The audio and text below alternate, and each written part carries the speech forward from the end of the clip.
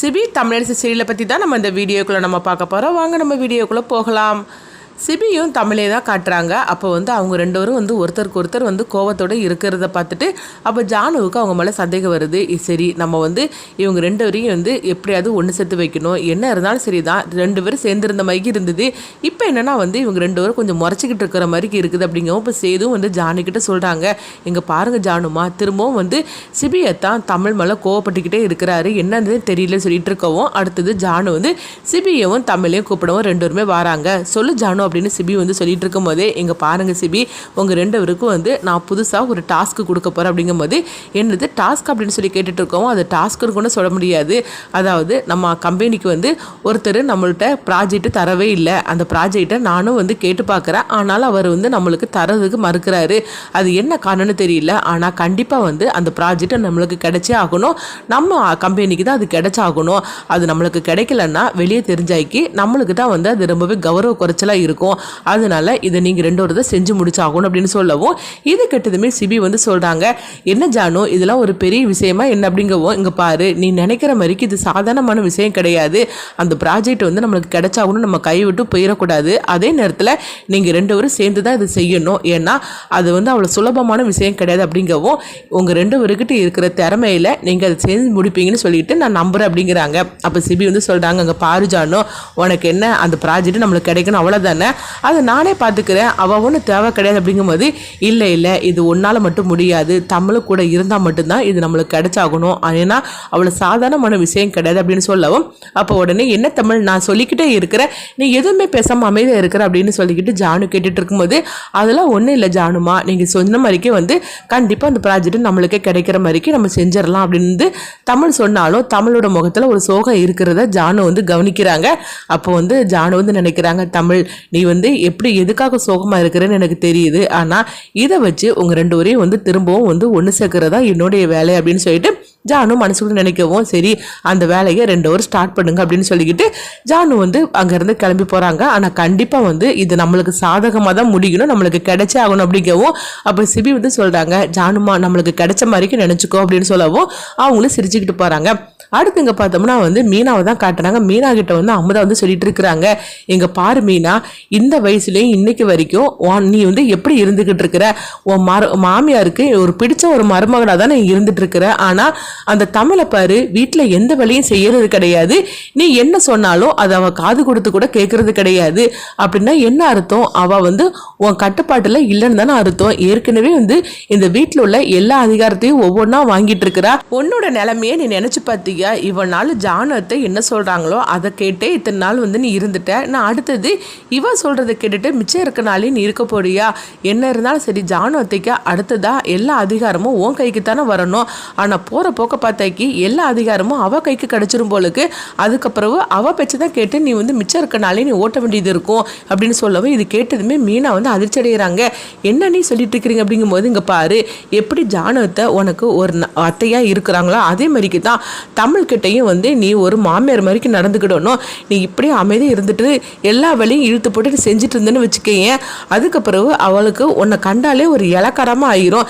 ஏற்கனவே அவள் உன்னை கண்டாலே மதிக்கிற மாதிரிக்கு எனக்கு தெரியல, நீயும் அது கண்ணு காணாமல் போயிட்டு இருக்கிற. ஆனால் இப்படியும் நீ போயிட்டு இருந்தேன்னா அதுக்கப்புறம் அவ்வளோதான், நீ இந்த வீட்டில் ஒரு வேலைக்காரி மாதிரிக்கு உன்னை வச்சிருவோம் அப்படிங்கப்போ, இதை கேட்டதுமே மீனா அதிர்ச்சி அடைகிறாங்க. இங்கே பாருங்க, நீ அப்படி மட்டும் நீங்கள் சொல்லாதீங்க அப்படிங்கும் போது, அப்படி நான் சொல்லக்கூடாதுன்னா அப்போ நீ ஒரு மாமியார் மாதிரிக்கு இருக்கணும். எப்படி ஜானத்தை உங்ககிட்ட இருக்கிறாங்களோ அதே மாதிரிக்கு தான் நீயும் தமிழ்கிட்ட அதிகாரம் பண்ணணும். அது மட்டும் இல்லாமல் இந்த வீட்டில் உள்ள வேலையெல்லாம் செய்ய சொல்லி, ஏன் எப்போ பார்த்தாலும் ஆஃபீஸில் மட்டும்தான் வேலை செய்வாளா என்ன, என் வீட்டில் எந்த வேலையுமே செய்யக்கூடாதா என்ன, நீ இப்படிலாம் நீ அமைதியாக இருக்காத, எல்லா வேலையும் அவளை இழுத்து போட்டு செய்ய சொல்லு அப்படின்னு சொல்லவும், உடனே மீனா அதை அப்படி யோசனை பண்ணிக்கிட்டு அப்படியே பார்த்தோம்னா அவங்க தமிழை கூப்பிடவும், தமிழ் பார்த்தோம்னா அந்த ப்ராஜெக்ட்டுக்குள்ளே எல்லா வேலையும் செஞ்சுட்டு இருக்கிறாங்க. அப்போது சொல்லுங்கத்த அப்படிங்கும்போது, அம்மா நானும் பார்த்துக்கிட்டு இருக்கிறேன், எப்போ பார்த்தாலும் சரி தான் ஆஃபீஸில் உள்ள வேலையே இழுத்து போட்டு செஞ்சுக்கிட்டு இருக்கிறியே, இந்த வீட்டில் என்ன வேலை இருக்குது அப்படின்னு சொல்லிக்கிட்டு நீ கொஞ்சம் கூட செஞ்சுற மாதிரிக்கே எனக்கு தெரியல அப்படிங்கும்போது, ஐயோ அப்படிலாம் ஒன்றும் இல்லை சொல்லுங்கள் உங்களுக்கு என்ன வேலை செய்யணும் அப்படிங்கும்போது, அப்போ வீட்டில் உள்ள வேலையெல்லாம் வந்து ஒன்று ஒன்றா வந்து சொல்லிட்டு இருக்கவும் அடுத்தது வந்து அவங்களும் வந்து தமிழும் வந்து பார்த்தோம்னா வேலையெல்லாம் செய்ய ஆரம்பிச்சிருந்தாங்க.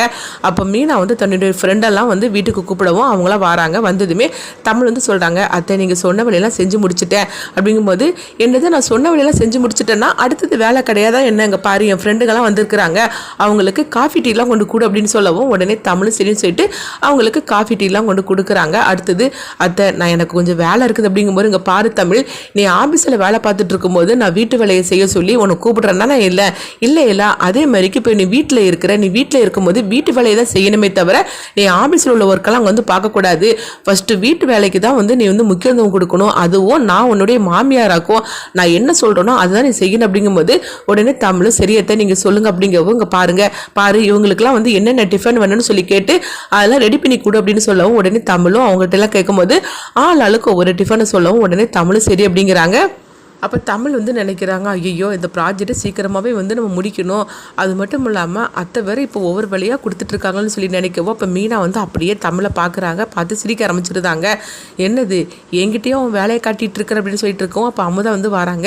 என்ன மீனா தமிழ்கிட்ட ஒரு மாமியார் மாதிரிக்கு நடக்க ஆரம்பிச்சிட்டு போலுக்கு அப்படிங்கும்போது, ஆமாம் நீ அவளுக்கு ரொம்ப துளிர் விட்டு தான் போயிடுச்சு அப்படின்னு சொல்லிட்டு இருக்கவும் அடுத்தது தமிழ் அவங்க எல்லாத்துக்கும் வந்து அவங்க கேட்ட டிஃபனெல்லாம் வச்சு கொடுக்கவும் அவங்களும் வந்து சாப்பிட்டுட்டு இருக்கிறாங்க. சரியத்தை நீங்கள் சொன்ன வழியெல்லாம் செஞ்சிட்டோம்ல, எனக்கு கொஞ்சம் முக்கியமான வேலை இருக்குது அப்படிங்கும்போது, என்ன தமிழ் அப்படியே பறந்துக்கிட்டு தான் இருக்கிற, இன்னும் வேலை முடியல, அங்கே பாரு என்னுடைய புடவையெல்லாம் இருக்குது, அதெல்லாம் வந்து அது நல்ல புடவைங்களாக்கும், அதனால் மிஷினில் போட முடியாது, நீயும் உன் கையால் துவச்சி எனக்கு எல்லாத்தையும் வந்து அயன் பண்ணி எடுத்து கொடு அப்படின்னு சொல்லவும் உடனே வந்து தமிழும் சரின்னு சொல்லிட்டு அவங்க எல்லாத்தையும் ரெடி பண்ணி கொடுத்துட்ருக்கவும் அப்போ அங்கே சிபி வராங்க, வந்து பார்க்குறாங்க.